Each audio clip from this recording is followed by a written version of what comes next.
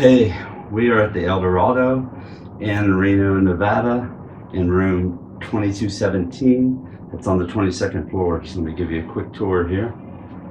This is the bathroom, the sink area, 2 beds, 2 chairs. We have the safe stuck in there, and no micro fridge. It's going to be the same thing.